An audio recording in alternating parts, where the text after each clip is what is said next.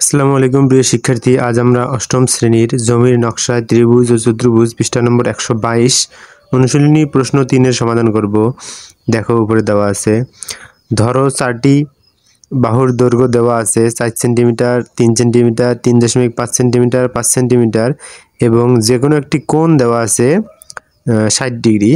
চতুর্ভুজটি অঙ্কন করো। তার মানে চতুর্ভুজের 4টে বাহু দেওয়া আছে এবং একটা কোণ দেওয়া আছে, আমাদের এই চতুর্ভুজটা অঙ্কন করতে হবে। তাহলে দেখো আমরা সমাধান করি। প্রথমে যে 4টি বাহুর দৈর্ঘ্য কি কি দেওয়া আছে দেখি, যে 4টি বাহুর দৈর্ঘ্য 4টি বাহুর দৈর্ঘ্য 4টি বাহুর দৈর্ঘ্য দেওয়া আছে। কি কি দেওয়া আছে দেখি, দেওয়া আছে সেটা হলো, আমরা ধরি নেই এ সমান সমান হলো 4 সেন্টিমিটার, তারপর দেখো বি সমান 3 সেন্টিমিটার, সি সমান 3.5 সেন্টিমিটার আর ডি সমান সমান ধরি যে আমরা 5 সেন্টিমিটার। তাহলে আমরা 3টে বাহুর দৈর্ঘ্য ধরে নিলাম এবং একটি কোণ দেওয়া আছে এবং একটি কোণ ধরি, আমরা কোণটাকে এক্স ধরি, যে কোণ এক্স ইকুয়াল কত ডিগ্রি, 60 ডিগ্রি দেওয়া আছে। তাহলে এই জিনিসগুলো সব দেওয়া আছে এবং আমাদেরকে চতুর্ভুজটি অঙ্কন করতে হবে। তাহলে লিখি আমরা চতুর্ভুজটি অঙ্কন করতে হবে,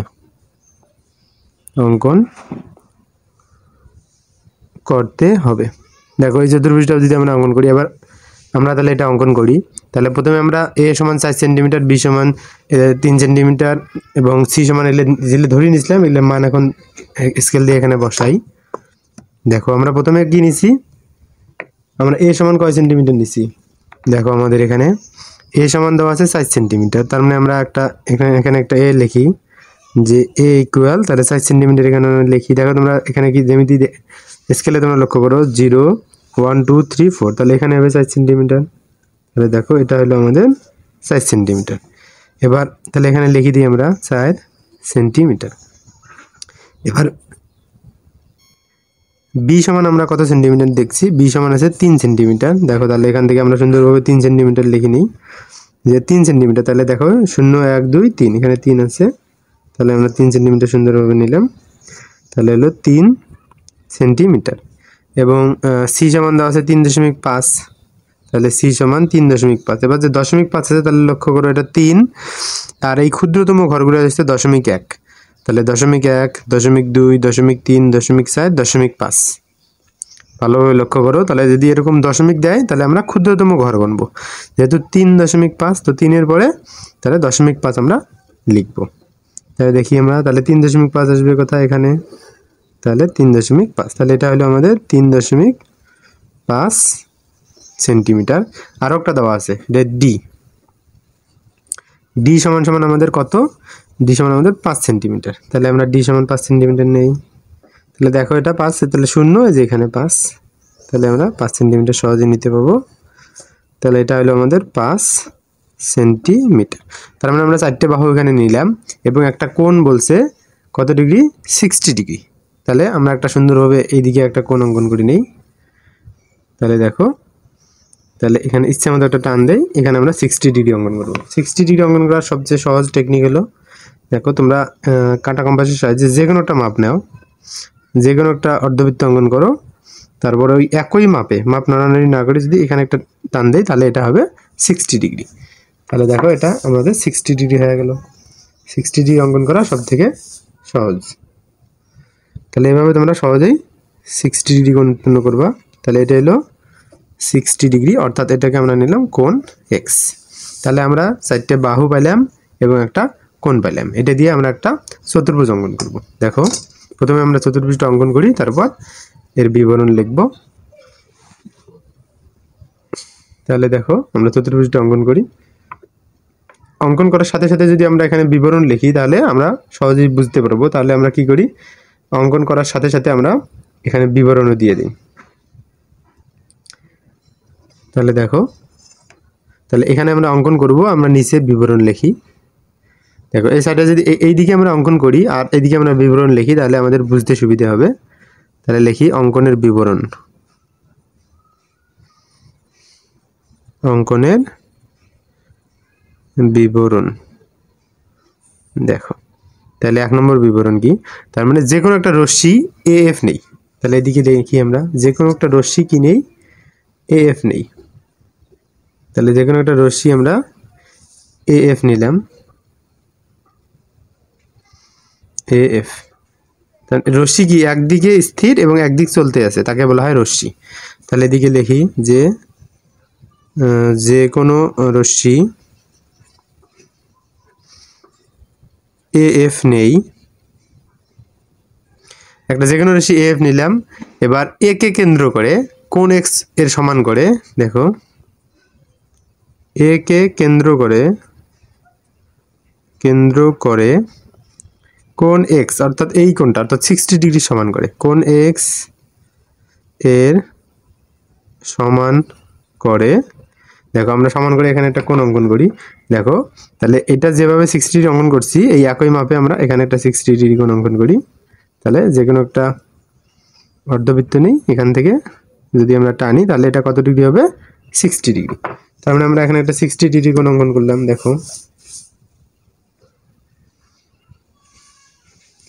তার মানে আমরা কি করলাম, কোন এক্স এর সমান করে এফ এ ই, এফ এ ই সমান কোন এক্স অঙ্কন করি, এফ এ ই। অর্থাৎ কোন যেহেতু আমরা অঙ্কন করতেছি তাহলে তো 3টে আমাদের বিন্দু নিতে হবে। অর্থাৎ এফ এ ই সমান কি অঙ্কন করি, 60 ডিগ্রি অঙ্কন করি, সমান করে কোন এফ এ ই, এফ এ ই ইকুয়াল 60 ডিগ্রি আঁকি। তাহলে দেখো তাহলে আমরা 60 ডিগ্রি আঁকলাম। তাহলে এটা প্রথম অঙ্কনের প্রথম 1 নম্বর গেল। এবার 2 নম্বর দেখি আমরা কি করি। তারপর এএফ থেকে, এই এএফ থেকে বি এর সমান করে ডি এর সমান করে। তাহলে দেখো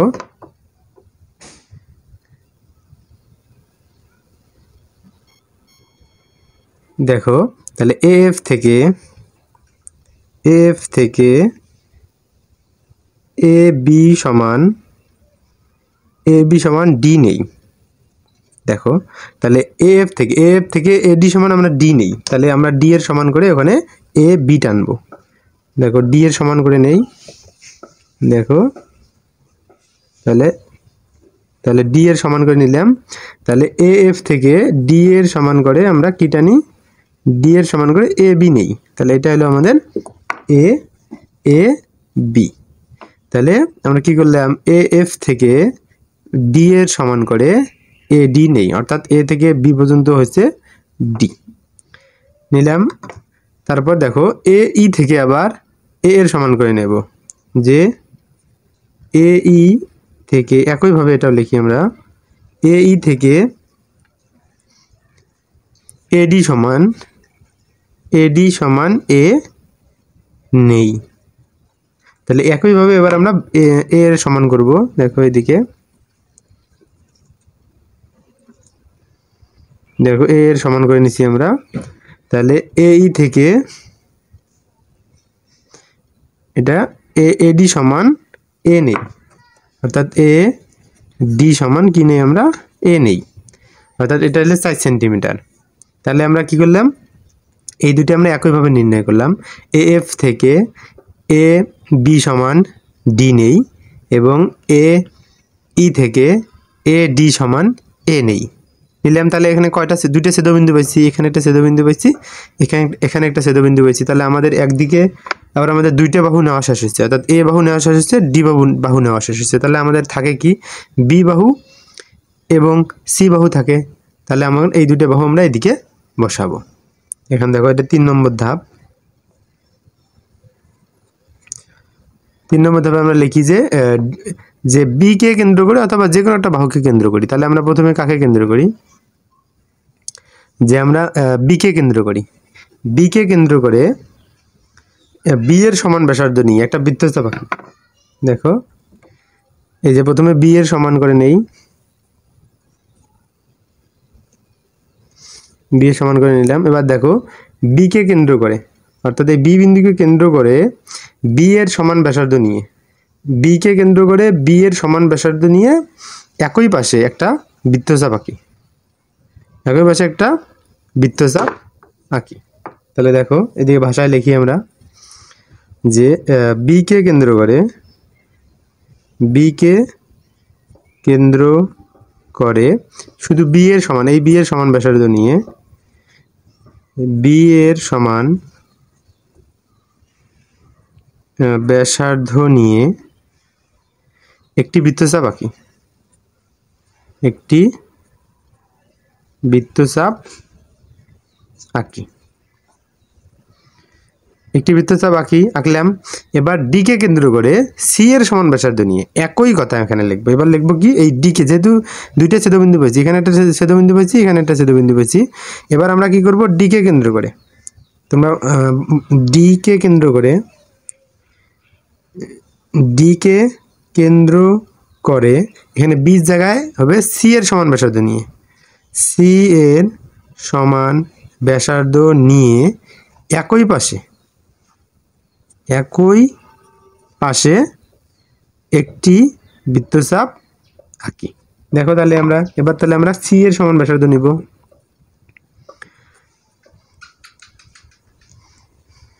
তাহলে দেখো আমরা সি এর সমান ব্যাসার্ধ নিলাম। সি এর সমান ব্যাসার্ধ নিয়ে অর্থাৎ ডি কে কেন্দ্র করে, এখানে বি লিখছি কেন, এখানে হবে ডি, ডি কে কেন্দ্র করে, এবার আমরা ডি কে কেন্দ্র করব, ডি কে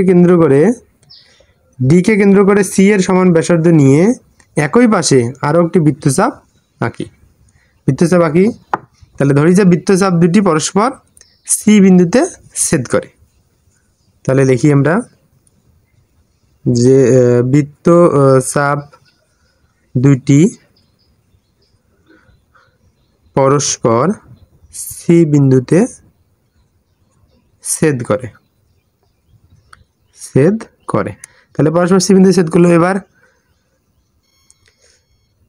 এবার আমরা সি কমা ডি ও সি কমা বি যোগ করি, তাহলে আমরা এটা যোগ করে দেই। তাহলে সি কমা ডি, তাহলে দেখো আমরা এটা যোগ করে দেই, তাহলে সি কমা ডি এবং সি কমা বি যোগ করি। তাহলে c comma D, c comma B আমরা যোগ করে দিলাম। তাহলে এখন দেখো আমরা একটা চতুর্ভুজ পাইছি এ বি সি ডি। তাহলে আমরা লিখতে পারি সুতরাং A B C D E উদ্দিষ্ট চতুর্ভুজ।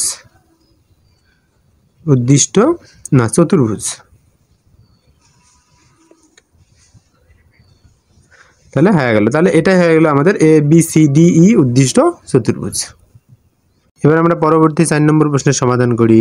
যে দেখো উপরে একটা চিত্র দেওয়া আছে, যে চিত্রে খ এ বি সমান কত, এই চিত্রে দেওয়া আছে, বলছে যে এ বি সমান কত, এটা আমাদের বের করতে বলছে। দেখো এখানে একটা ত্রিভুজ দেওয়া আছে, এই ত্রিভুজের এ বি সি একটা ত্রিভুজ দেওয়া আছে, যার এসি হলো 12 সেন্টিমিটার, সিবি হলো 5 সেন্টিমিটার, আর এখানে এই বাহুটা, এই লম্বটা আছে 3 সেন্টিমিটার, এটা দেওয়া আছে। তার মানে প্রথমে আমরা এটা সমাধান করি।